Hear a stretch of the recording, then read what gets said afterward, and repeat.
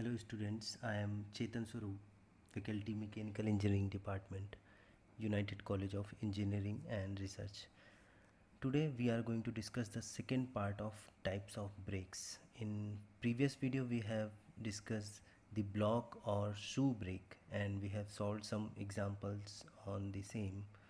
In this video we will discuss about the band brake and band and block brakes. So let's directly jump to the band and block brake.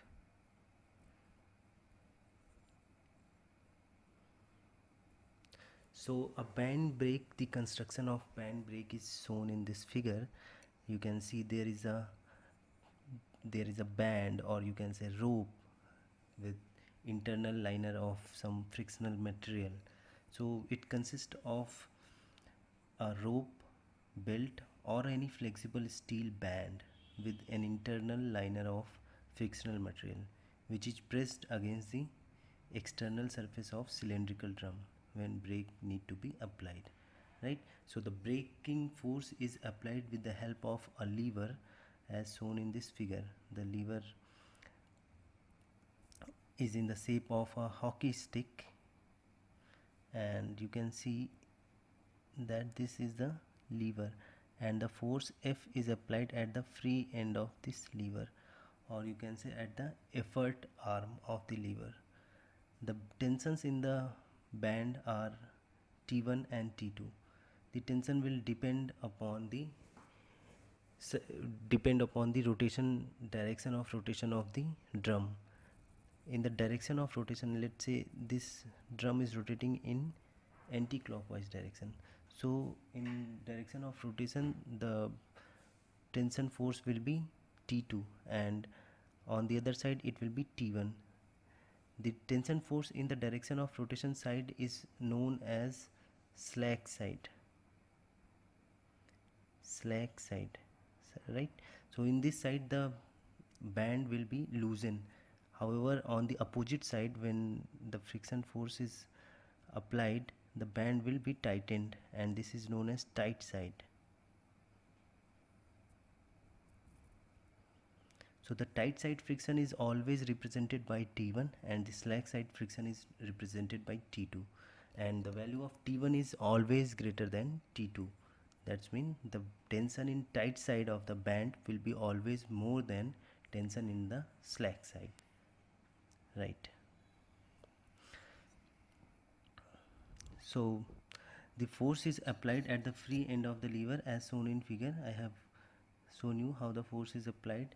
So we can see the braking torque will be given by the difference in the tension, or you can say the difference in tight and slack side of the tension multiplied by the radius of drum. So the braking torque is T1 minus T2 multiplied by R, where R is the effective radius of the drum. You can see the radius of the drum is R. Also the angle theta, which is the wrapping angle, or you can say the area or the periphery up to which the belt or band is wrapped, right? Up to this contact area the angle subtend is theta, right? So the ratio of the tight and slack side tensions can be found by the equation T1 by T2 is equal to E times E to the power mu theta, right? Exponential to the power mu theta, where mu is the coefficient of friction between the band and the drum. Okay, so effectiveness of the force F which is applied on the lever depends on certain parameters. First, it depends on the direction of rotation of the drum. Second, it depends on the ratio of lengths A and B, which is the ratio of length of the lever. This side is A and this length is B, right? These two lengths are different, so that there is a net force applied on the band. And the direction of the third parameter is the direction of the Okay, so to apply the force, to apply the brake on the rotating drum, the band has to be tightened on the drum, right? And this is only possible when F is applied in the downwards direction when the value of A is greater than value of B, right? Again, the second case is when force is applied in upwards direction when value of A is smaller than value of B. Okay, a little thought will convince you that when the value of A is greater than the value of B and the force is applied in downwards direction, right? So this part OA, let's say this is part point B and this is point A. So this part OB will rotate, give downwards, right? And the part OA will go upwards, right? So the upwards motion will, the new position of A will be A dash and the new position of B is B dash, right? So you can imagine that the value of A dash will be more than the value of B dash as the arm A is more than the arm B, right? So the net effect will be the band will be tightened on the drum or the pressed against the drum, right? Similarly, when value of B is greater than the value of A, you have to apply a force upwards direction in order to apply the brake, right? Okay, let's move further.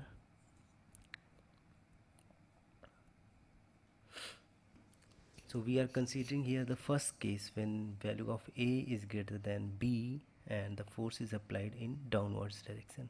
In this case there will be two cases: the rotation of the drum in counterclockwise direction and the rotation in clockwise direction. We will see them one by one. So first we are going to consider the rotation of drum in counterclockwise direction. So when the rotation of drum is in counterclockwise direction, the tight and slack sides of the band are shown in figure, right? So now considering the forces, we can write the equation of equilibrium, and the equilibrium equation will be written such that the moment is taken about the point O, okay, which is the fulcrum point or the pivot point. So the force F will try to rotate this lever in clockwise direction, right? And similarly the tension force T2 T1, which is the tight side tension, this will try to rotate the lever about anti-clockwise direction about point O. Similarly the tension in slack side, the T2 tension, will try to rotate this in clockwise direction about point O. So we have written the equation FL minus T1A, which is opposite to the FL, plus T2B, which is in the same direction of FL, right? That must be 0.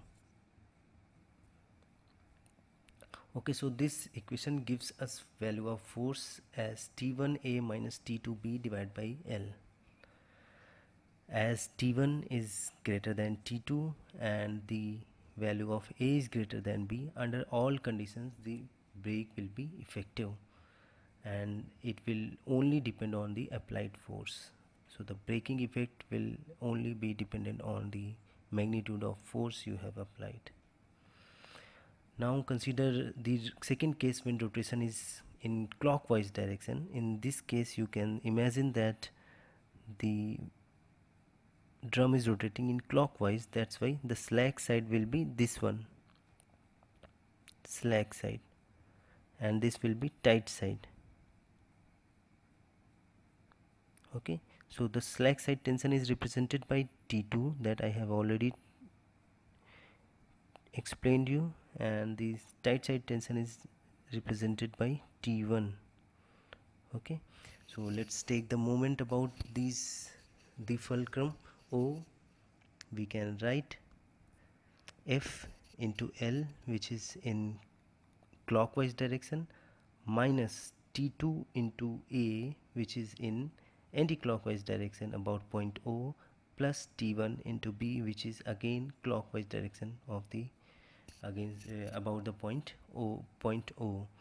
So the equation will give you the value of force F as T2A minus T1B divided by L, and you can see that T2 is less than T1 and the value of A is greater than B. So the value of the effectiveness of the braking will depend on the T2A and T1B. So up to the value of T2A greater than T1B, the brake will be effective, right? So or we can write the ratio of T2 by T1 is greater than the ratio of B by A, then the brake will be effective. Again, when in this case, when ratio of T2 by T1 is less than or equal to B ratio of B by A, the brake will become self-locking. As you can see that this T2A is less than T1B, then the overall value of force will be either 0 or negative. That means you don't need to apply any additional force in order to apply the brake. Only you have to make a contact between drum and the band, and the brake will be applied by itself, right? So this kind of brake is, you already know, is known as self-locking brake, right? So the condition for self-locking is explained here. The ratio T2 by T1 should be less than or equal to the ratio B by A.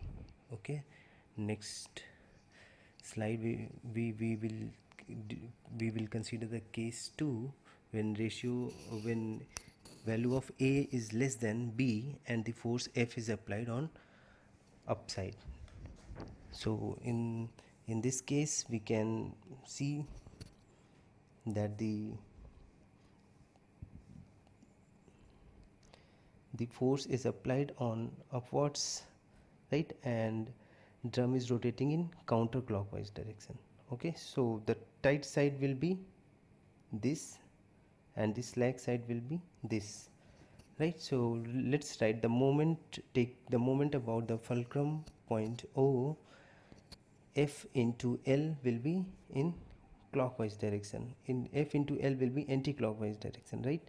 And T1 into O will be also in same direction.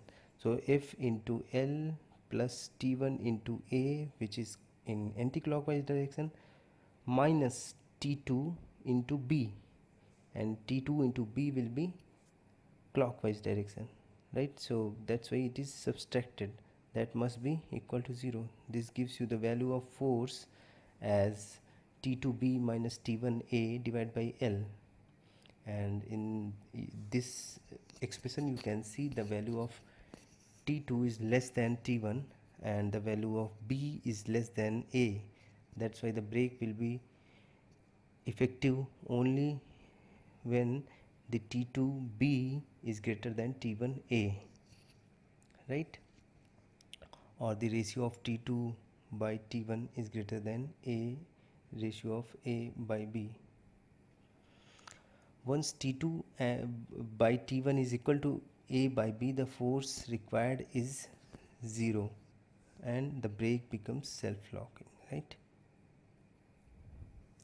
Okay, let's consider the second case when drum is rotating in clockwise direction, and in this case we have written the equilibrium equation of all the forces, moment of all the forces, and the force which is required to apply the brake is coming as T1B minus T2A divided by L, and from this expression you can see that T1 is greater than T2 and B is greater than A. So under all conditions the brake will be effective.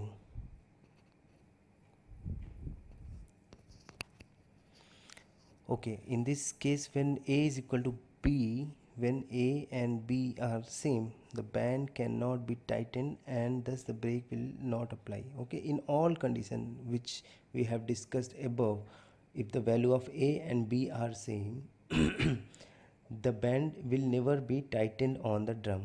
Okay, as the motion of the lever will make no effect on the motion of band against the drum, right?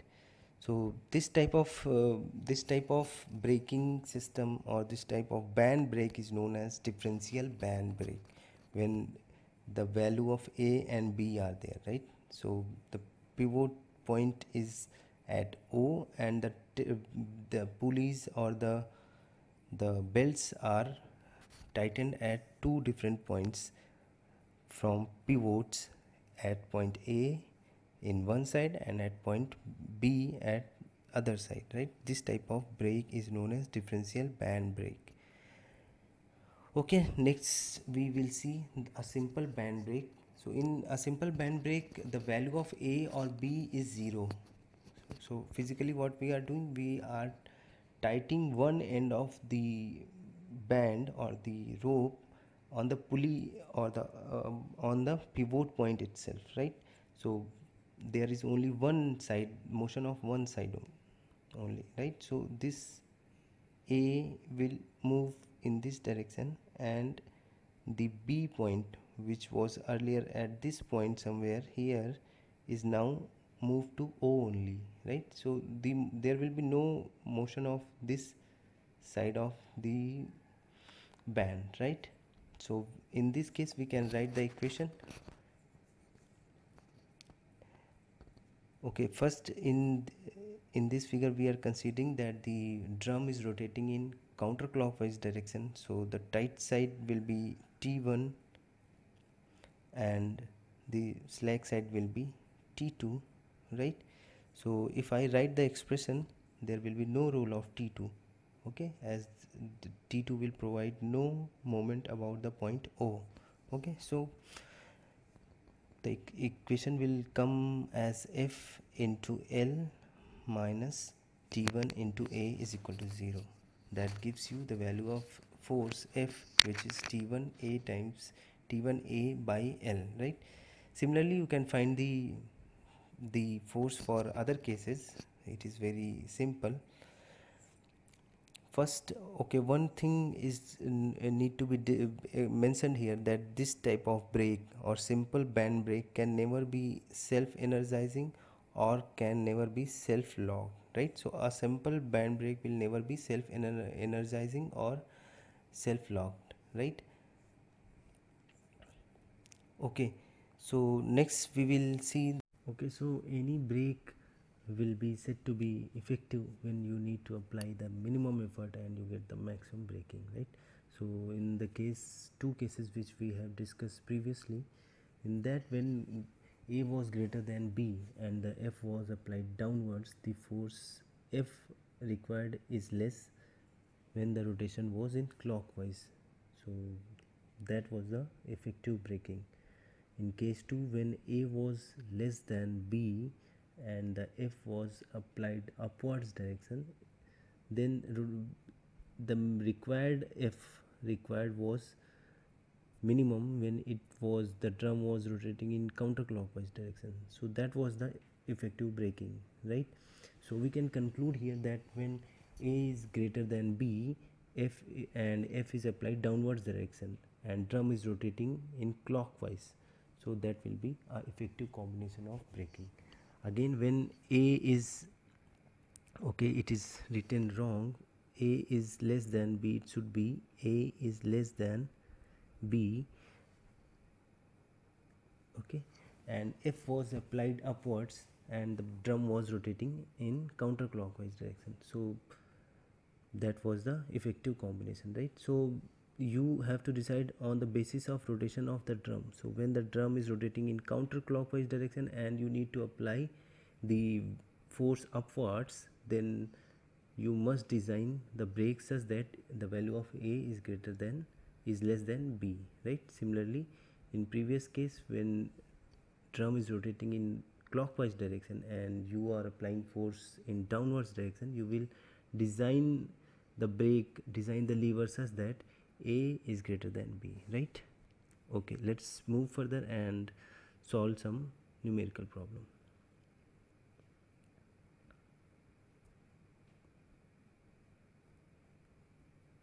Okay, so the numerical problem is written here. I am reading for you.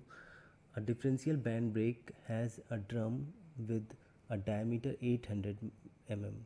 The two ends of the band are fixed to the pins on the opposite sides of the fulcrum of the lever at distances 40 mm and 200 mm, right? So the value of A and B is different from the fulcrum. The contact angle is given as 270 degree and the coefficient of friction is 0.2, and you need to determine the brake torque when the force of 600 Newton is applied to the lever at a distance 800 mm from the fulcrum, right? So in this case you have to consider different cases when A is 40 mm and B is 200, and in other case when B is 40 mm and A is 200 mm, right? And similarly accordingly you will assume the direction of the applied force, right? So let's draw the figure and solve this problem.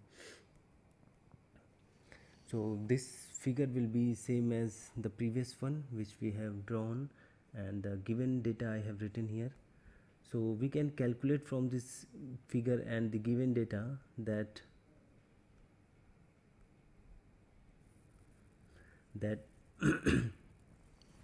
what is the value of ratio T1 and T2. Okay, before that we are assuming that A is 200. This is case 1 when we are assuming A as 200 and B as 40 mm, and we know that the F must be in downwards direction, right? So that's why we have applied the F in downwards direction.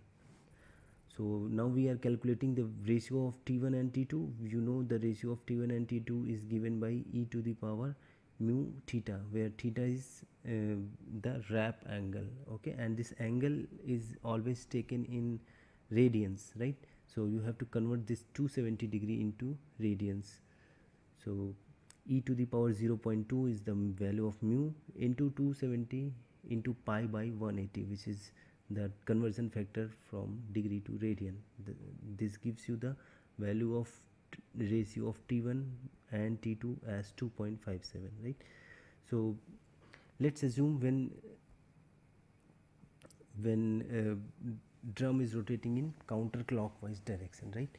So and in that case we are applying the equilibrium equation of the moments about point O, and you can write that FL minus T1A plus T2B is equal to 0. This equation is same as we have already discussed in previous cases, right? So I am not explaining it again. So after putting all the value, you will get the value of T2 as 1012.7 Newton, right? And accordingly you can find the value of T1, which is 2.57 times T2, and this value comes out to be 2602.5 Newton, right? Now we can calculate the braking torque on the basis of values of T1 and T2. So the braking torque, you know, is the T1 minus T2 multiplied by radius of the drum. So after putting all the value, you are getting the braking torque as 636 Newton meter, right? So after applying a force of 600 Newton, you have got a braking torque of 636 Newton meter when the drum was rotating in counterclockwise direction, right? So let's see what happens when the drum is rotating in clockwise direction. So when the drum is rotating in clockwise direction and you apply the moment, take the moment equilibrium about O, you can write F into L plus T1 into B minus T2 into A is equal to 0, right? After solving this, you will get the value of T2 as 4938 Newton and T1 as 12,691 Newton. So the braking torque is here 3101 Newton meter, right? So you can see the value of braking torque here is more than the value of braking torque in previous case. So you can by yourself say that which combination is more effective, right? So here by applying 600 Newton you are getting a braking torque of 31,001 Newton meter, and in previous case you were getting a braking torque of 636, right? So the combination 2 is more effective when drum is rotating in clockwise direction, right? Okay, let's consider the next case when value of B is greater than value of A, right? So we have assumed the value of A as 40 mm and the value of B as 200 mm, right? And you know that F must be upward, so here the F is upwards direction, right? So this one is wrong and the F1 is applied on the upwards direction to act the brake, right? Okay, so now apply the equilibrium equation. 600 which is applied on upwards direction, so this 600 Newton is applied in upwards direction, and this will try to rotate it about point O in counterclockwise direction, right? Similarly, T2 into A will try to rotate it in counterclockwise direction, while T1 into B will try to rotate it in clockwise direction. So we can write for counterclockwise rotation of the drum, we can write 600 into 800 plus 2.57 T2 into 40 minus T2 into 200 is equal to 0, right?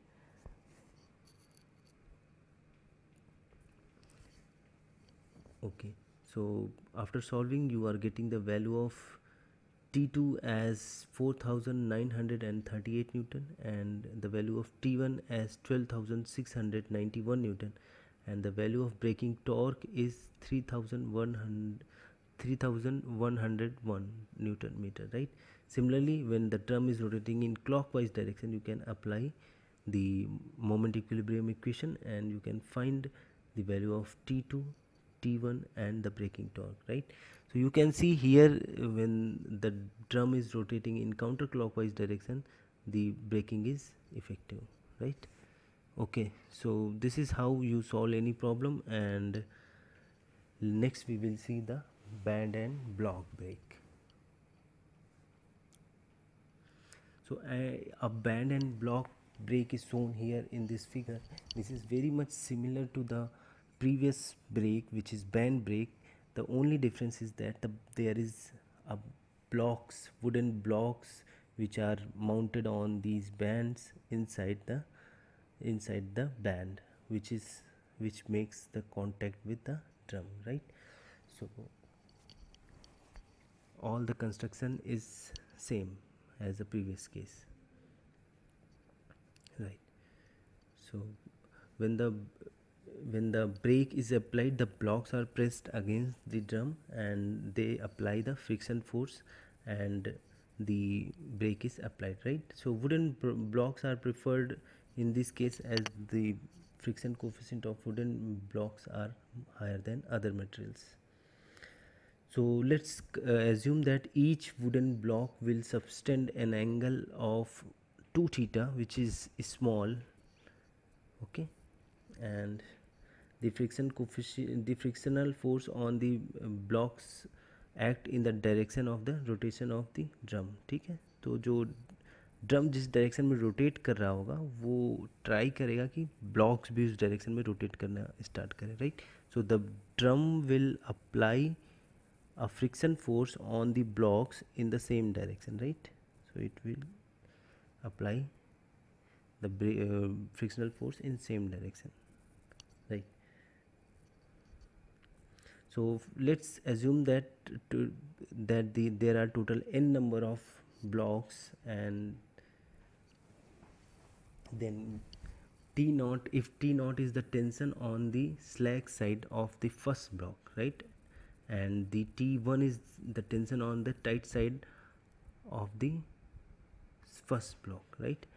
So if this, in this figure you see, if this is the first block, then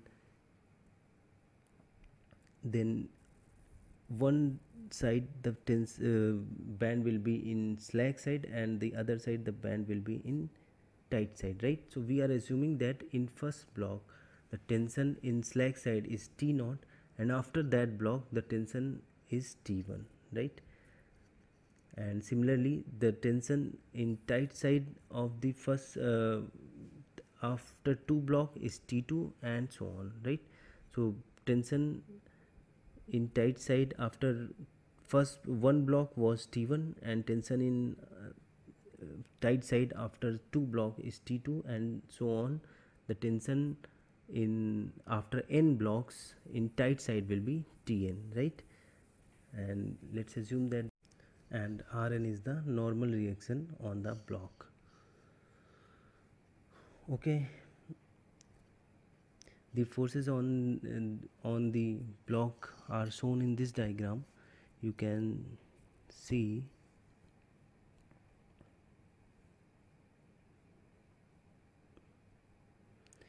okay, let me explain you this diagram.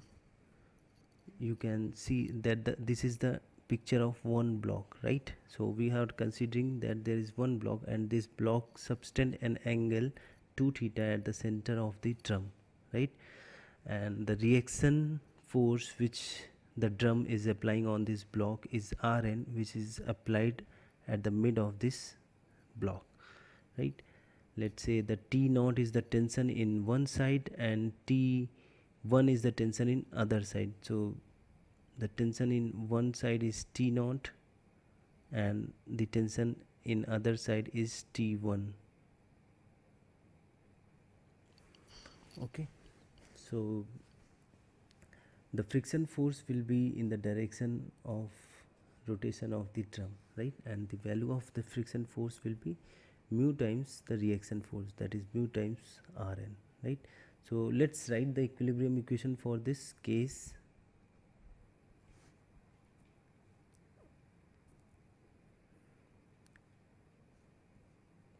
So we can write that T1, we are writing it for the horizontal direction,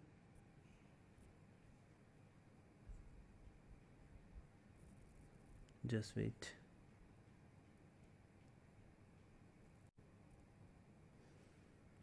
Okay, so we are writing the resolving the forces in horizontal and vertical direction, or you can say that the direction perpendicular to the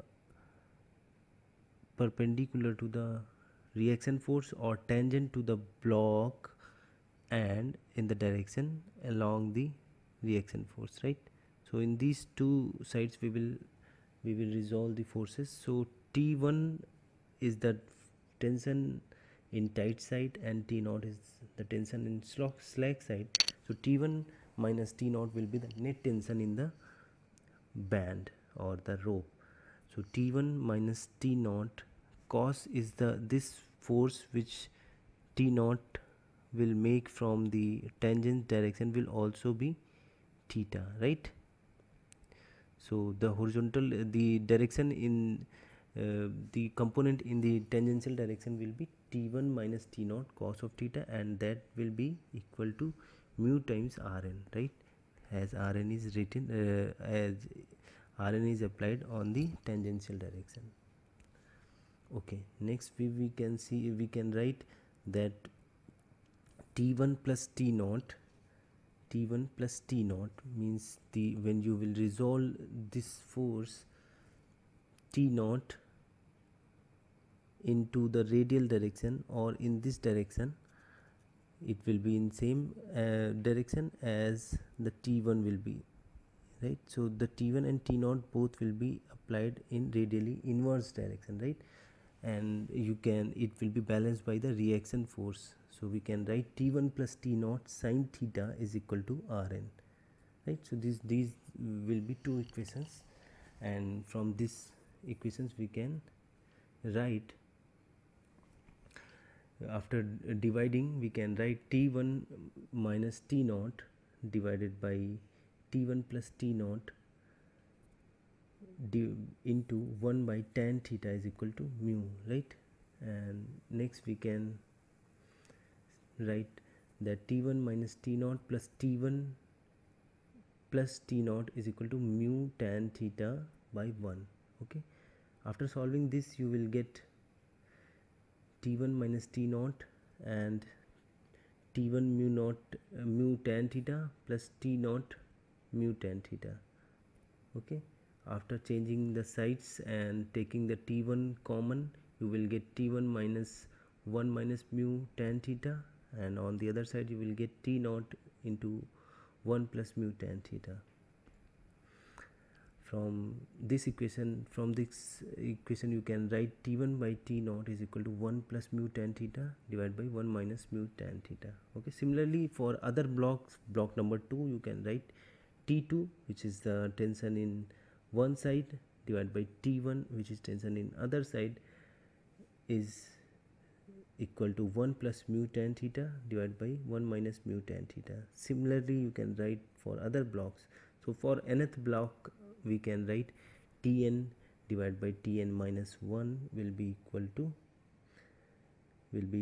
1 plus mu tan theta divided by 1 minus mu tan theta. Okay, now if we want to find the ratio of ratio of tensions in slack side of the first block and to the tight side of the last block, nth block, then we can multiply all these equations and we can write Tn by T0 is equal to Tn into T1 divided by Tn minus 1. Similarly, that is multiplied with Tn minus 1 divided by Tn minus 2, and so on. So that will give you 1 plus mu tan theta divided by 1 minus mu tan theta to the power n, right? So this will be the force which the ratio of the tensions in slack side and tight side, and from this equation you will solve the numerical problems. Okay, so let's see a numerical problem on this band and block brake. Let me read it for you. Okay, so let me read this problem for you. A band and block brake having 12 blocks, each of which subtend an angle of 16 degree at the center, is applied to a rotating drum with a diameter of 600 mm. The blocks are 75 mm thick. The drum and the flywheel mounted on the same shaft have a mass of 1800 kg and having a combined radius of gyration 600 mm. The two ends of the band are attached to the pins on the opposite sides of the brake fulcrum at a distance 40 mm and 150 mm. So this 40 and 150 is the values of A and B. If the force of 250 Newton is applied on the lever at the distance 900, so the F is given as 250 and the value of L or the effort arm is given as 900 mm from the fulcrum.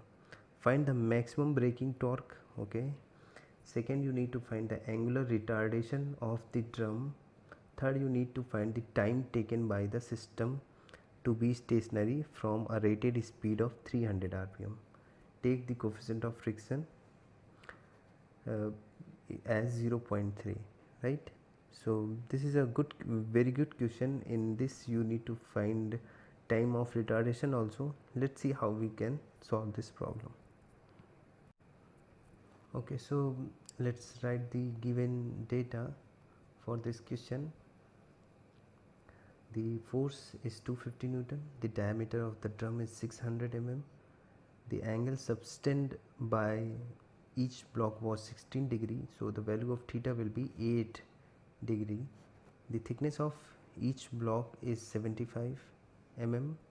The length of the effort arm is 900 mm. The radius of gyration is 600 mm, and the mass of the rotating mass is 1800 kilogram, right? The number of blocks n is given as 12 and the rpm is 300.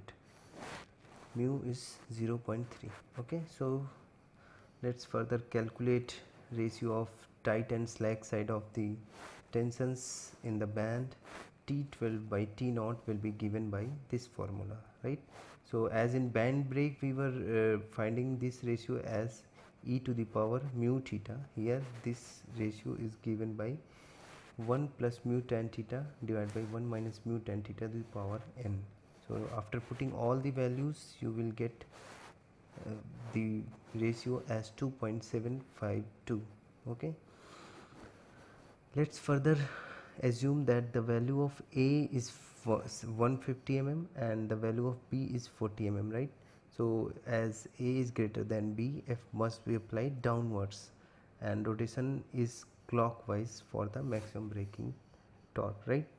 So taking the moment about the fulcrum, we can write F into L. This equation is same as the previous equation, only the difference is there is a block, so the ratios of tensions will be different and there will be some minor changes in radius of the drum when you are calculating the braking torque, right?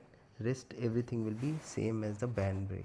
So we can write that F into L minus T naught times A plus T12, which is 12th block, tension after 12th block, into B is equal to 0, and this after solving this you will get T naught as 5636 Newton and T12 as 15511 Newton. Okay, so maximum braking torque will be given by T12 minus T naught into D by 2, okay, the effective diameter by 2. So the T12 and T naught values you have already got. We can calculate the value of diameter, or you can say the radius, from this discussion. Here you will see the diameter of the drum is given as D, okay, and there is a line of blocks, okay, around this drum, and the thickness of this block is T, right? So it will be on both side, right? So what we can write, the effective thickness of the drum as D will be the the radius will be, just wait, we can find the value of effective radius R as D plus 2 times T, as 2T are added, 2 times T divided by 2. Okay, so this will be the radius at which the braking torque will be applied, right? So let's write here D is 0.6 meter and the thickness was 75 mm, so we have converted that to meter again. 0.075 multiplied by 2 divided by 2, so this value you will get from this equation, this expression, right? So that will give you 3703 Newton meter braking torque will be applied, right? Okay, so after this you can find the retardation or the retarding force. This braking torque is the retarding torque, and from this you can find the retardation of the brake, right? So TB will be equal to I, that is the moment of inertia, into alpha, and the moment of inertia you can write as the mass, rotational mass, into radius of gyration into alpha, right? So the braking torque 3703 is equal to 1800 was the total rotating mass and 0.6 was the radius of gyration, square of that into alpha. Alpha you need to find. So from here you will get the value of alpha, which is the retardation of the brake. This is 5.71 radian per second square, right? Now how to find the time which is taken in stopping the drum. So you can find that time from the equation omega is equal to omega naught minus alpha t. This is the basic equation you have already studied in 12th standard. So for that we need to find the value of omega, initial value of omega, and the final value of omega will be 0, right? So initial value of omega is what? It will be 2 pi n times 60. So that will be equal to 31.4 radian per second, and the final value of omega will be 0. So using this equation you can find the value of t, right? So 0 is equal to 31.4 into 5.71. 5.71 is the value of retardation into t, right? So t will be 5.5 seconds. So total in 5.5 seconds the brake will be applied and the drum will be completely stopped, right? So in next video we will see the internal expanding brake and the stability of any vehicle when the braking force is applied, right? Thank you.